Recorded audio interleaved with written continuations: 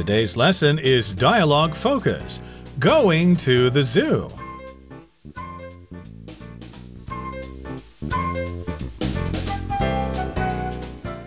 Hi, everybody. Welcome to our program.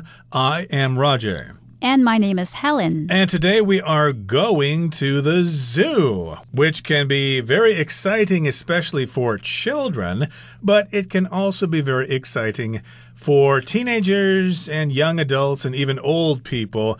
There's always something new and exciting going on at the zoo. Yes, living here in Taipei, we're pretty lucky to have the Taipei Zoo because that's always a nice place to go to on a weekend when the weather is good.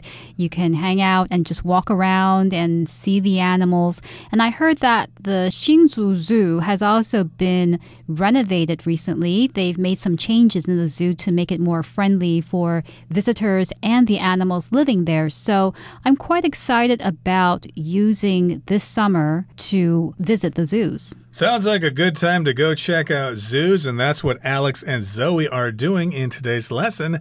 They are going to the zoo, but as you know, zoos sometimes can be quite large, so you need to have a plan. You need to discuss what to see. You need to decide what sorts of animals you'd like to check out at the zoo. So that's what Alex and Zoe are discussing after they have arrived at the zoo. So let's listen to the first part of our lesson and listen to their conversation. Going to the zoo. Discussing what to see. Alex and Zoe are at the zoo. Now, this zoo is huge, so we probably won't have time to see everything in one visit. Let's decide which animals we definitely want to check out. I want to see the giraffes. My dream is to go on a safari, and this is the next best thing. Okay, my priority is the aviary. I heard this zoo has one of the largest collections of birds in the country. According to the map, we can get to the giraffe enclosure and the aviary if we take this path. Both are located right after the reptile area. Okay, we can also stop and take a look at the reptiles. I find them quite fascinating too. Really? I think they're creepy. Well, maybe you'll change your mind after you give them a closer look. Let's go!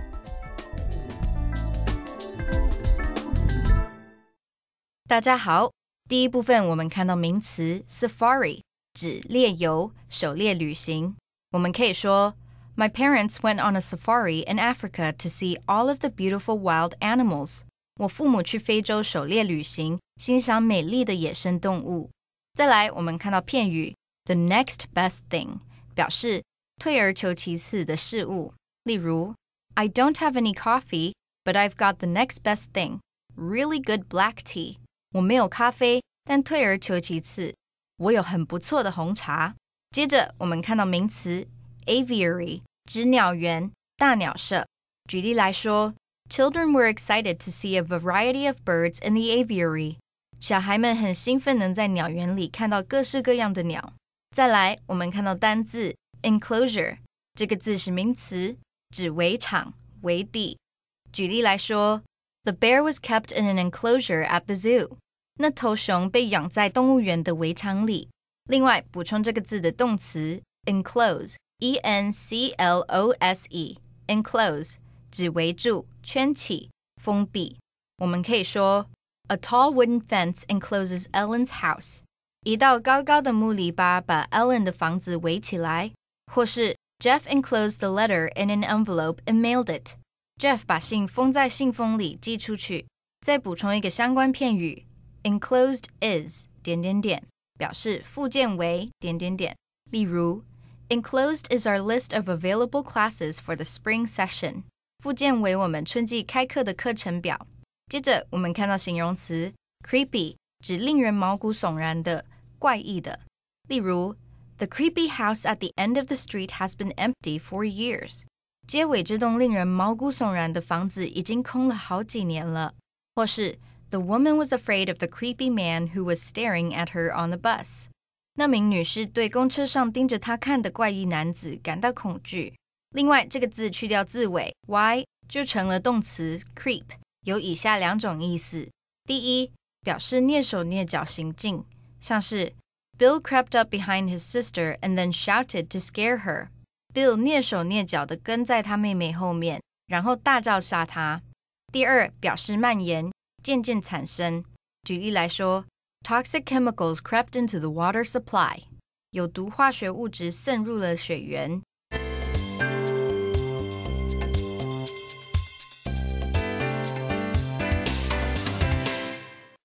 And let's dive into the first part of our lesson, dialogue focus going to the zoo. The first part is titled Discussing What to See. And Alex and Zoe are at the zoo, and Alex says, now this zoo is huge, so we probably won't have time to see everything in one visit.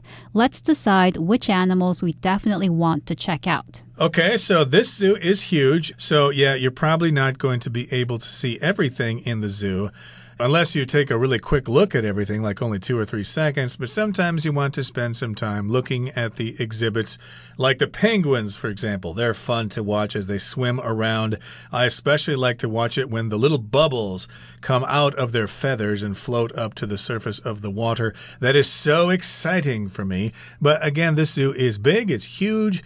It is colossal. It is gigantic. So again, they need to decide which animals they definitely want to check out. And Zoe says, well, I want to see the giraffes. My dream is to go on a safari, and this is the next best thing. So, of course, as you know, giraffes are deer-like creatures that have really long necks. Right. These animals live in Africa, in the plains of Africa.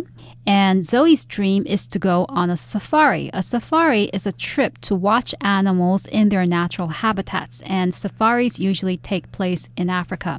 Now, these trips are pretty expensive, and Africa is quite far from where Zoe is, so this is something that she has always dreamt of doing. But since she can't do that right now, the next best thing is to go to the zoo and see the giraffes in the zoo. So the next best thing is what it says. Literally, it's not the best thing. In this case, the best thing would be to go on a safari, but the next best thing, the second best thing, would be to see that animal in a zoo. Yeah, one of my dreams was to see the Beatles in concert, but of course they've long broken up. So the next best thing is to listen to a CD of one of their live concerts, maybe like the Beatles at the Hollywood Bowl or something like that. That would be the next best thing to seeing them live in concert. Now, Alex says, okay, cool, you want to see giraffes.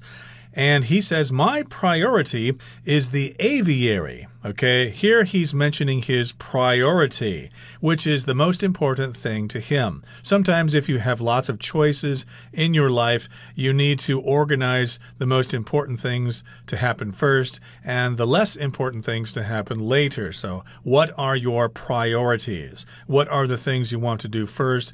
And what are the most important things in your life? Right, and parents often tell their kids that they should get their priorities straight, meaning they should think about what is the most important thing in their life. Usually that is study and thinking about what they want to do later on in life, and to spend less time on unimportant things like playing video games or socializing, which may be important to the kids, but to parents, the priority is something else. Right, so Alex will go check out the giraffes with Zoe, but still his most important thing, or the most important thing he wants to see in the zoo, is the aviary. That's his priority. Now, an aviary, of course, is where all the birds are, and he says, I heard this zoo has one of the largest collections of birds in the country. So it's a special section of the zoo. Maybe it's a large enclosed structure like the one at the Taipei Zoo where you can walk in and actually be with the birds. Of course, they have a special entrance that you have to go through. There are 2 doors so the birds don't get out. Sometimes they still do anyway, but still, that is what the aviary is. You can see all sorts of birds. They have a big collection of different species of birds. Right, and Zoe, who is looking at the map of the zoo, says, according to the map, we can get to the giraffe enclosure and the aviary if we take this path. Both are located right after the reptile area. So Zoe is looking at the map and she says if we take this road, then we can get to all of the places that we want to see. We can get to the giraffe enclosure, which is the area where the giraffes are kept, and then to the aviary. But before we get to these two places, we will be passing the reptile area. Now, reptiles are another type of animal. Right, that would include the crocodiles and the alligators and the turtles and the tortoises and the lizards and animals like that. Those are the reptiles. And so that is one thing that they can walk past or go check out, but they're going to walk past the reptile area on their way to the giraffe enclosure and the aviary. So they need to take a certain path or a walkway or whatever. And Alex says, okay, we can also stop and take a look at the reptiles. You know, while we're on our way to see the giraffes and the birds, we can stop and check out the reptiles. Who wouldn't want to do that? Turtles are fascinating, especially if you can see them during feeding time. Sometimes they actually fight over the food. So Alex finds reptiles fascinating. That means he finds them interesting. He likes reptiles. He thinks they're interesting and he wants to maybe know more about them. So as for the word fascinating, I could say, for instance, I think the Amazon is fascinating and would love to visit it one day. So Alex finds reptiles fascinating, but Zoe says, really? I think they're creepy. Creepy, yeah, something that gives you the creeps or makes you feel uncomfortable. So, yeah, I suppose not everybody likes reptiles because they're unusual. Most people that we know walk standing up. Reptiles get around by crawling on the ground, and that can be kind of creepy or scary to people. That's what creepy means here. It just means something that makes you feel very uncomfortable. You might know a person, for example, who has an unusual personality. Well, that person is really creepy. I don't like to talk to him. He's always talking about heavy metal and getting body piercings and stuff like that. He's really creepy. But Alex says, well, maybe you will change your mind after you give them a closer look. Let's go. Yeah, you never know until you try it, okay? If you go to see the reptiles in the reptile house, you might get a good impression, especially if you read the descriptions next to the enclosures and you think, I never knew that about snakes. I never knew that about alligators. Now I know something. You learn something new every day. Now I love reptiles. Okay, that brings us to the end of the first part of our lesson. Let's move on and listen to their conversation after their visit to the zoo has ended. Talking about their visit. Alex and Zoe are just coming out of the aviary after having spent the day exploring the zoo. So, what was your favorite part of the zoo? It has to be the aviary. I have been looking forward to seeing it for ages. Do you think the birds are happy being locked up in there? I don't know, but at least they're not in cages. And the aviary has lots of trees and flowers that mimic their natural habitats. That's true. It was a treat to observe them from up close. You know what? I'm hungry. There's a cafe right by the zoo's entrance. Do you want to go get some food there? Sure, but my feet are killing me. We must have walked 10 kilometers. We could take the trolley back to the entrance. There's a trolley stop over there. That's a great idea. I don't think I could walk another step.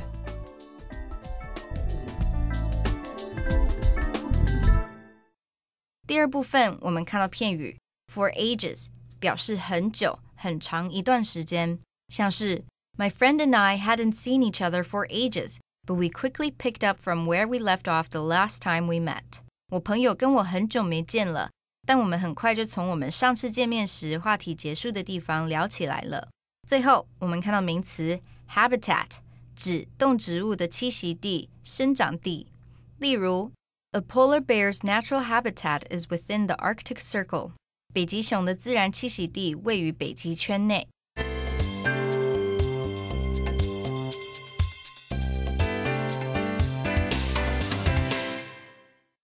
And And welcome back. We're talking about a visit to the zoo, and we're with Alex and Zoe, and they have just seen the giraffes at the giraffe enclosure. They have also passed by the reptiles, and they've just looked at the birds in the aviary. Okay, so it sounds like it's a pretty rewarding visit to the zoo there. They've seen reptiles and birds and giraffes.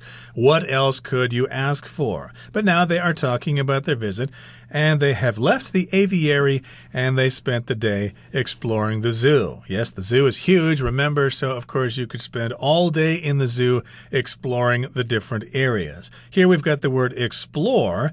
That's the verb here. That just means to go someplace and learn something new, especially if it's a place you've never been to before. Yes, for instance, I can say we spent the day exploring the city's neighborhoods. So to look around and to find out more about the neighborhoods of the city. So Zoe asks Alex, what was your favorite part of the zoo? And Alex says, it has to be the aviary. I have been looking forward to seeing it for ages. So Alex was really looking forward to seeing all of the birds in the aviary, and he had been looking forward to seeing it for ages, which means for a very long time. I could say, for instance, I haven't seen my friend in ages. In other words, in a very long time. And Zoe replies, do you think the birds are happy being locked up in there? Good question. Of course, we think that animals probably aren't smart enough to know that they're prisoners or things like that, but still they might not be especially happy. So Zoe thinks that perhaps they're not happy being locked up. Maybe they don't know the difference. Who knows? And here's what Alex says.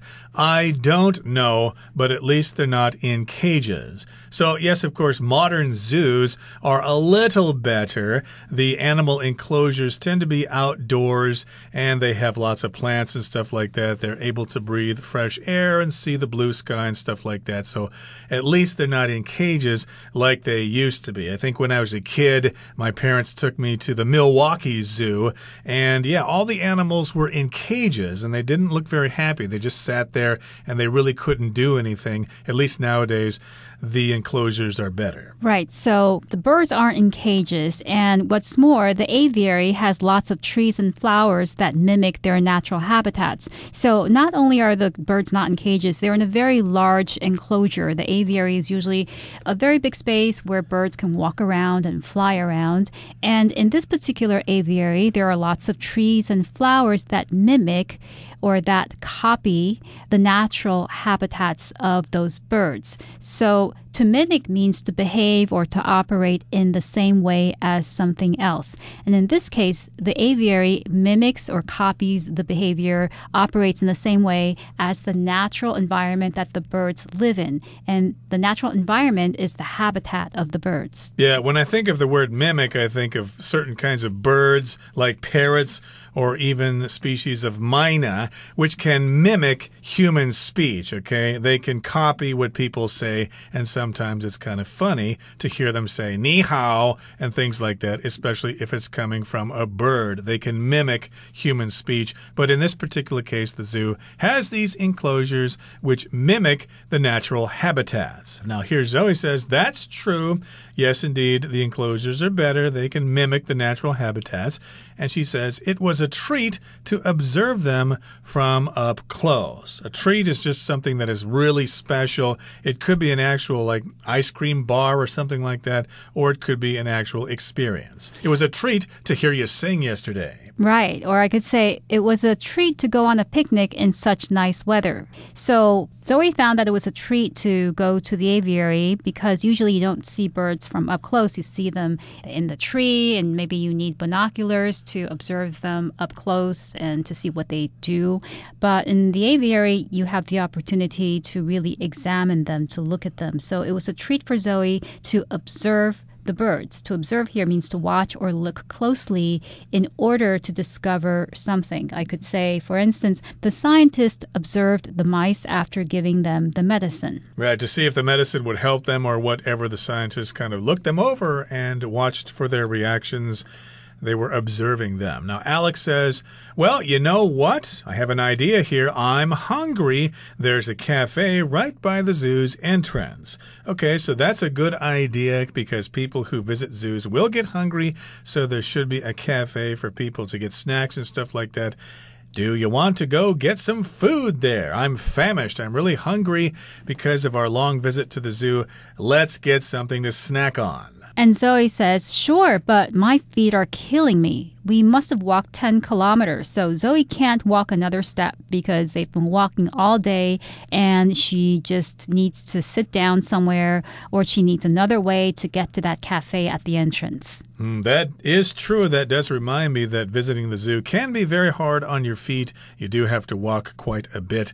And Alex says, well, we could take the trolley back to the entrance. Sometimes zoos have transportation that gets you from the entrance farther back into the zoo. So here we've got a trolley, which could be that actual kind of train that takes you around the zoo. Of course, there's a zoo train. I guess we could call that a trolley in the Taipei Zoo. But the Hsinchu Zoo is not big enough to have a trolley. Sorry, you're going to have to walk around there. Right. Trolleys are usually found in parks or in zoos and public places to transport guests from one point to another, and they're usually very slow. So Zoe says, that's a great idea. I don't think I could walk another step. So Zoe is very happy that there is a trolley available.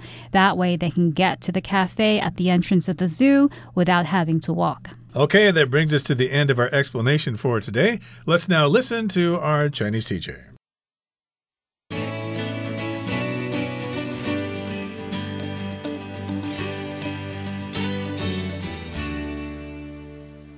各位同学大家好，我是 Hanny。 我们来看今天的文法重点。在对话第一部分， Zoe 觉得说爬虫类让人毛骨悚然，然后 Alex 说也许他靠近一点看就会改变想法了。这时候 Alex 用到 change one's mind 就是指改变心意，那相反的我们用 make up one's mind 就是指下定决心啊，拿定主意。我们可以在 make up one's mind 后面接不定词来表达下定决心做某事。好，那这边就顺便补充几个跟 mind 相关的片语。第一个是 blow one's mind， 它是指令某人惊讶，使某人大为惊艳或是震撼。例如The magic trick is going to blow your mind. 这个魔术把戏啊，会让你大吃一惊。好，那如果是用被动用法 Somebody's mind is blown， 像 My mind is blown 就表示说太让某人惊艳了，太让我感到惊艳了。也可以表达说让某人感到极度的兴奋啊，或是激动等等。好，那么有一个复合形容词是 mind blowing， 就是指震撼人心的，令人惊奇的，令人陶醉的。第二个补充的片语是 speak one's mind， 就是有话直说，坦白说出心里想法。像是 Don't be afraid to speak your mind， 别害怕说出你心里的想法，有话直说吧。好，那么第三个补充的是 read one's mind，读某人的心，也就是知道某人在想什么。好，那么还可以用 mind reader 表示看穿他人心思的人。像有人吵架的时候，搞不好会说 How am I supposed to know what you're thinking? I'm not a mind reader. 我怎么会知道你在想什么啊？我又不会读心术。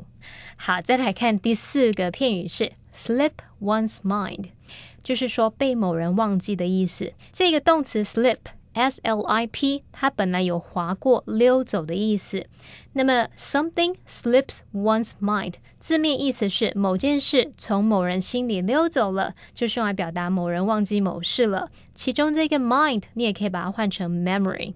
好，假设妈妈叫你回家的时候顺便帮她买东西，可是你完全忘了这件事，这时候可以说 I'm sorry, it just slipped my mind， 或是 it just slipped my memory， 很抱歉我忘记了。好，那在对话的第二部分 Zoe 她逛到脚很酸，她就说 We must have walked 10 kilometers， 她推测说他们可能已经走了10公里了。那这边我们来补充 must 表示推测的用法， must 可以用来表达肯定的推测。好，那第一种用法 must 加原形动词是表达对现在的推测。例如 They must feel tired and hungry， 他们现在一定觉得又累又饿。第二个用法是 must be 加上动词 ing， 这是推测说某事正在进行，表示说目前一定是在怎么样怎么样。例如 You must be joking， 你一定是在开玩笑吧。或是说 I must be dreaming， 就是我一定是在做梦吧，可能是你碰到很不可思议的事情，然后会这样子讲。好，再来第3个用法是 must have 加过去分词，这是用来表达对过去的肯定推测，表示说一定做了某事，肯定做了某事。例如 Haley spent all her money at the shop. She must have been out of her mind. Haley 在那间店花掉所有的钱啊，她一定是疯了。好了，那么以上今天重点整理，我们回顾今天的单字吧。Priority. My priority right now is to find a stable job that pays well. Reptile. Since reptiles are cold-blooded, they cannot control the temperature of their bodies. Fascinating. It is fascinating to learn about the icy surface of Pluto. Explore. When Kevin was a child, he spent most of his days exploring the woods near his home. Observe. The student observed how the plants and vegetables grow.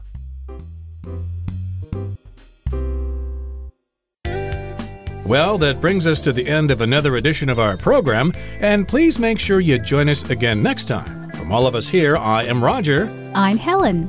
See you next time.